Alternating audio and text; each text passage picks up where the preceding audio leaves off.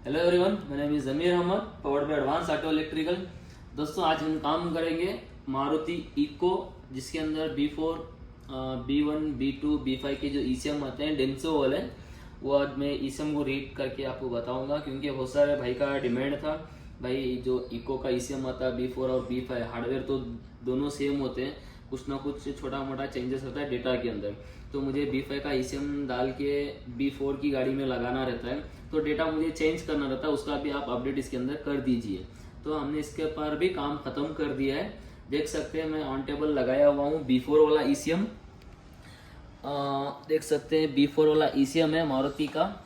ये कुछ गाड़ियों में आता है इको के अंदर, और इधर बहुत सारे ECU भी मैं रखा हूँ। MQ हो गया, H1 हो गया, 068PA। ठीक है, ये 068PA जो ECM होता है, ये तुम्हारा बहुत सारे गाड़ियों के अंदर ये वाला पार्ट नंबर आता है। MQ हो गया, ND हो गया, SI हो गया, जो तुम्हारा अलग अलग गाड़ी अलग अलग मॉडल के अंदर आता है। 068PA ये अलग प्रकार का हार्डवेयर है, और MQ ये अलग प्रकार का हार्डवेयर है। जिसके अंदर MQ हो गया, इसके अंदर प्रोटेक्शन होता है। इसे हम आप read and right normally tool से आप नहीं कर सकते, यानी जैसे हमारा KTM PCM फ्लैश हो गया चाइनीस, उसके अंदर आपको काम नहीं कर सकते। उसके लिए ओरिजिनल PCM फ्लैश डोंगल लेना रहता है, या बहुत सारे अलग अलग प्रकार के टूल आते हैं, उनसे आप काम करना रहता है।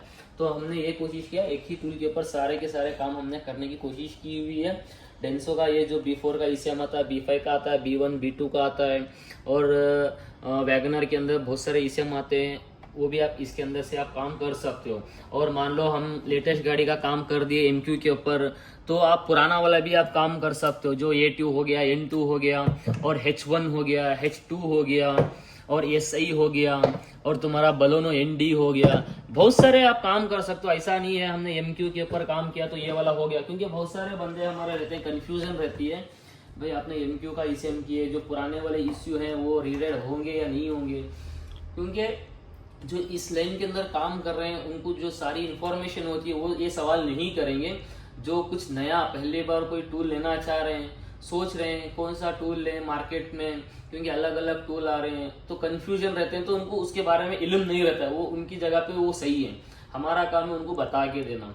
भाई, आप 068PA आप ECM रीड कर रहे हो, MQ आपका रीड हो रहा है, तो जो आपके पुराने इश्यू हैं वो भी हो रहा है। आप आपके दिमाग में आप हिसाब लगा लो, जो तुम्हारा 23-24 मॉडल का ECM रीड कर रहा है, तो 10 मॉडल 12 मॉडल का तो काम करना ही करना है ना, वो तो करेगा ही करेगा।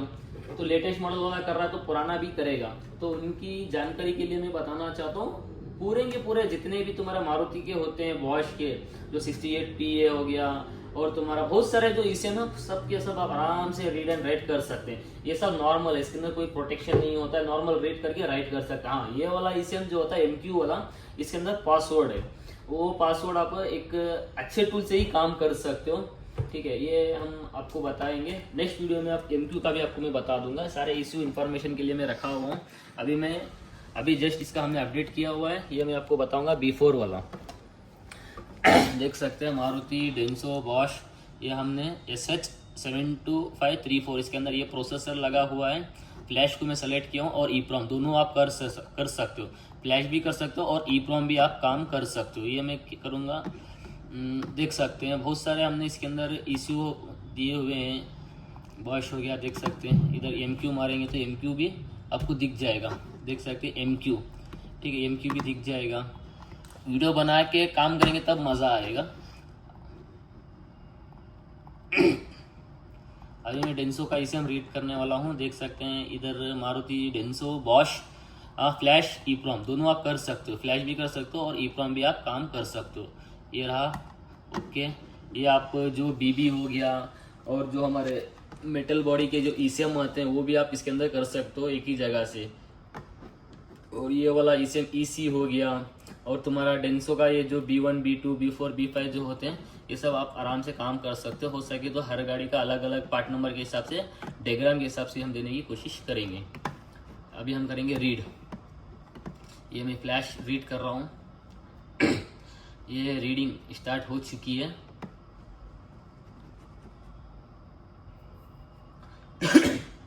यानी एक ही टूल से आप बहुत सारे मल्टीपल काम आप कर सकते हो। देख सकते हैं अभी मेरे पास इधर एक 1639 का ईसीएम पड़ा है। 1639 जो हमारा स्कॉर्पियो के अंदर ईसीएम आता है, वो भी आप काम कर सकते हो। बहुत सारे मेरा खुद की एक्सपीरियंस, मेरा खुद का काम बताता हूँ। जब मैं काम करता हूँ तो कभी कभार हर अलग अलग प्रकार का, हर अलग अलग ईसीएम मेरे पास हर रोज आता रहता है। कभी मारुति का आ गया, कोई महिंद्रा का आ गया, कोई होंडई का आ गया। हर रोज मुझे 25 से 30 ईसीएम में हर रोज काम करता हूँ। तो मेरे पास भी इतने सारे प्रोग्रामर हैं, के-टैक हो गया, के-टी-एम हो गया, पीसीएम फ्लैश हो गया, ये हो गया, वो हो गया, FC200 हो गया, हैक्स प्रो 2 हो गया। बहुत सारे मेरे पास प्रोग्रामर हैं। जब से हम इसके ऊपर काम कर रहे हैं, यूज बहुत कम ले रहा हूँ। के-टैग हो गया, ये सब बहुत कम यूज में ले रहा हूँ। सब एक ही काम, मेरा एक ही टूल से काम खत्म हो रहा है। मीटर बैक करना एक ही टूल से हो रहा है, ईसीएम रीड राइट करना एक ही टूल से हो रहा है, बीसीएम रीड करना एक ही टूल से हो रहा है, एयर बैग का काम करना एक ही टूल से काम हो रहा है। यानी ये एक मेरा परफेक्ट टूल हो चुका है। एक ही टूल से सब काम में निपटा रहा हूँ, खत्म कर रहा हूँ। हर बार अलग अलग टूल निकालना हो, इसका डेटा निकालो, वो डेटा निकालो, वो अलग प्रोग्रामर निकालो। कभी कभार क्या होता है, देख सकते हैं ये मेरा डेटा रीड हो चुका है, ये मैं कंटिन्यू करूंगा। हर बार क्या होता है, हमने के-टी-एम ले लिया, उसका केबल कहीं पे गुम हो गया, उसका डोंगल कहीं पे गुम हो गया, और कल के दिन कोई हैक्स प्रो हम यूज कर रहे हैं तो अलग प्रकार का ईसीएम है, हैक्स प्रो यूज कर रहे हैं, उसके पिन कहीं पे चले गए, FC200 यूज कर रहे हैं, उसके सामने के पिन कहीं पे चले गए। तो बहुत ज्यादा कंफ्यूज हो जाता है। सबसे ज्यादा मैं परेशान हो चुका था। कितने टूल रखें, हर बार अलग अलग टूल निकालो। कभी कभार मुझे टाइम पे उसका ओबडी कनेक्टर नहीं मिलता है, या उसका जीपीटी कनेक्टर नहीं मिलता है, या उसका मुझे डेटा केबल नहीं मिलता है, या उसके पिन नहीं मिलते हैं। ये सबसे बड़ी मेरा सर का दर्द हो चुका था, क्योंकि हमारा काम बहुत ज्यादा रहता है। हर रोज मेरे पास कम से कम 15 से 20 ईसीएम को हर रोज मैं प्रोग्राम करता हूँ, तो दिमाग खराब हो चुका था। तो ये जो हमने टूल लेके आए, एक ही टूल के ऊपर सब कुछ मेरा काम हो रहा है। ठीक है, आज के टाइम में सब कुछ काम हो रहा। हाँ, कुछ ऐसा भी ये नहीं बोलूंगा एक ही टूल 100%, हमारा टूल 100% है, ऐसा कभी नहीं होगा। एक ही टूल से आप कभी भी कोई भी काम नहीं कर सकते। हाँ, एक मैं टेक्नीशियन हूँ, तो टेक्नीशियन समझते हुए जितना हो सकता है, जितना इसके अंदर कंपनी डाल सकती है, हम डालने की कोशिश कर सकते हैं।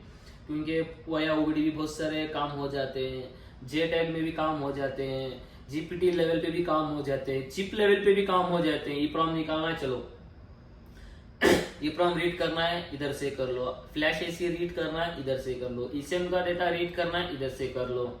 मीटर आ गया, मीटर रीड करना है, इधर से ही कर लो। कोई आईबीयू को रीड करना है, तो एसएम के को रीड करना है, रीड कर लो। क्रूज का बीसीएम आ गया, रीड करना है, रीड कर लो। 7.1 का ईसीएम आना है, रीड करना है, एक ही टूल से रीड कर लो। एक ही जगह परमानेंट, ये जगह फिक्स में कर सकता हूँ। इस तरीके से काम होता है। अच्छा टूल है, बहुत शानदार टूल है, बहुत अच्छे अच्छे अपडेट इसके अंदर डाले हुए हैं। और कोई कमी है तो हम उसके हर रोज नया नया डेवलपमेंट कर रहे हैं। हर दिन नया नया कोई ना कोई सोच के ऊपर, हर दिन नया नया मार्केट की इंक्वायरी के ऊपर सोचेंगे, कर रहे हैं काम। बहुत अच्छा ही टूल मैं कह सकता हूँ, क्योंकि मेरा खुद का एक्सपीरियंस है। मुझे किसी ने मुझे पैसा नहीं दिया है, या प्रमोशन करो आपको इतना पैसा देंगे, मुझे कोई वो नहीं है। मगर मेरा खुद का एक्सपीरियंस, हमारी फुल R&D जो हमारी जो टीम है, उसके ऊपर जो हम काम कर रहे हैं, जो हमारी फोकस कर रहे हैं, बहुत ही अच्छा हम इसके ऊपर काम कर रहे हैं। बहुत ही अच्छा जबरदस्त हम बनाने वाले हैं। हाँ, और एक मजे की बात बताना चाहता हूँ, BS6 मारुति का भी इसके ऊपर काम हो चुका है, जो BCM का काम है। टाइम बहुत कम मिलता है, वो बना नहीं पाते हैं। इंशाल्लाह जितना जल्दी हो सकता है उतना जल्दी वीडियो डालने की कोशिश करूंगा। मैं ऐसा नहीं डालूंगा वीडियो टेबल पे रीड कर दिया, राइट कर दिया। मुझे एक परफेक्ट वीडियो बनाना है। जैसे मेरे पास यार पूरी कंप्लीट किट आ गई, उसका मुझे लॉस केस करके बताना है। पहले रीड किया, लॉस केस किया, प्रोग्राम किया, आई की लॉस प्रोग्राम किया, उस तरीके से मुझे बनाना है। रीड करके राइट करके मुझे नहीं बनाना है। ऐसा तो मेरे पास बहुत सारे BCM है, मैं बता दूंगा, मुझे वैसा काम ही नहीं करना है। मुझे जो यूनिक, जो अलग प्रकार का हमारे टूल के अंदर स्पेशल जो चीज है, वो चीज के मामले में मुझे बहुत अच्छे से, बहुत बारीकी से काम करके बताना है। इन केस कल के दिन कोई बंदे इस तरीके की प्रॉब्लम फेस करेंगे तो किस तरीके से उसको काम में लिया जाए, वो मुझे करके बताना है। इंशाल्लाह मुझे कभी BS6 का काम आ गया तो मैं बता के दिखाऊंगा किस तरीके से हम डेटा रीड करेंगे, किस तरीके से ऑयल की लॉस करेंगे, किस तरीके से हम प्रोग्राम करेंगे, किन किन चीज़ों की आपको ज़रूरत पड़ेगी। तो ये हमारा डेटा रीड हो चुका है। देख सकते हैं ये हमारा पहले ही रीड हो चुका था। सेव करेंगे, ओके करेंगे। इधर से आप डायरेक्टली सेव कर सकते हैं। डेस्कटॉप पे मैं सेव करूँगा D4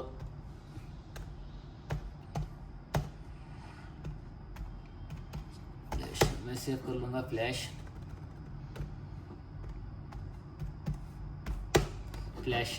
ये मैं रीड कर लिया हूँ।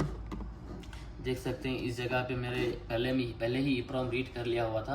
इधर देख सकते हैं फ्लैश और EEPROM दोनों आप इधर से रीड कर सकते हो। फ्लैश भी कर सकते हो, EEPROM भी आप इसके अंदर रीड कर सकते हो।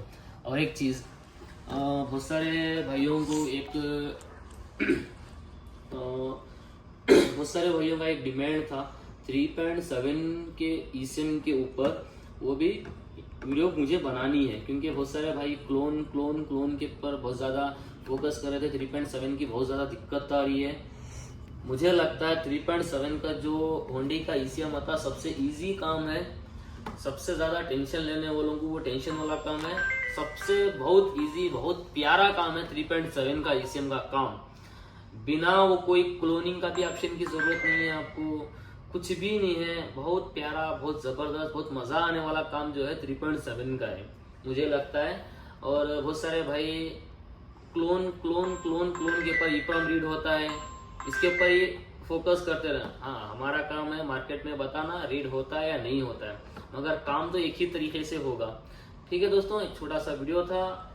होपफुली आप सबको इस वीडियो से कुछ मालूमात हुई होंगी, आपको वीडियो पसंद आया होगा।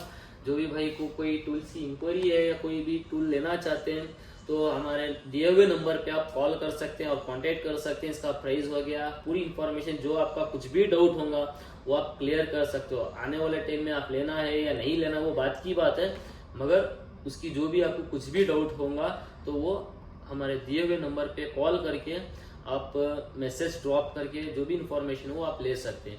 Thank for watching.